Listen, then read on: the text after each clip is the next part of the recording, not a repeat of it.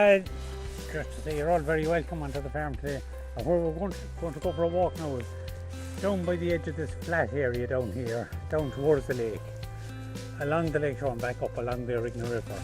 And then we'll be going back into a field that we have a couple of things we want to show you in the field in terms of soil. So to explain kind of a bit of what the farm or how it looks like, it will say if we can imagine that this is the green grass that we're looking on here. So we'll say once we go down through that, then you're into the soil here, and the soil here is fairly thin, just because we're on what's called a drumlin here. Once we go down through that there, then you're into this subsoil, which is kind of a greyish colour. And once you go down past that, then you're getting into the shale, that shale. So when we go down to the lake shore, you'll see where that shale gets washed in.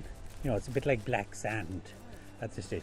But this is the rock that the frackers were after, because you can look at this, we'll pass it on, you can see it was all built up layers and layers and layers.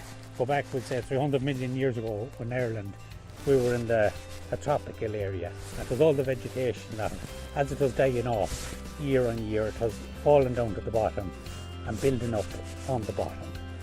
So because that decomposition took place underwater, the gases were getting locked up in it, and that's the gas that they were after now. I'll pass around that, you can see that.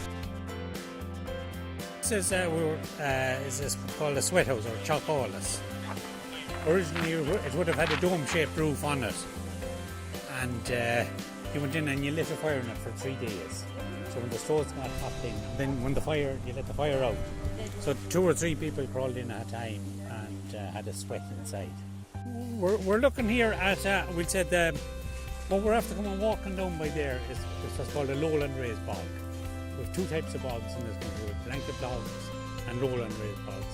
Blanket bogs, you find them up on the mountains, and the lowland raised bogs would have usually started off life as an area of open water. The water in there, so that caused that bog to start to generate in there. So we're looking at that. This bog, there was only a couple of little bits of it cut on the corner by hand. The most of it is still intact. But we're looking to see, we're working with the fella from Queen's University Belfast to see about restoring bogs, because bogs are a very, very precious habitat. 3% of the land surface area, they hold on to 30% of the carbon, which is massive. Farmers are getting a payment for re-wetting bog, small areas of bog like that, and storing the carbon in them. Because these areas of bogs are doing a lot of public good, and farmers should be payment for doing that.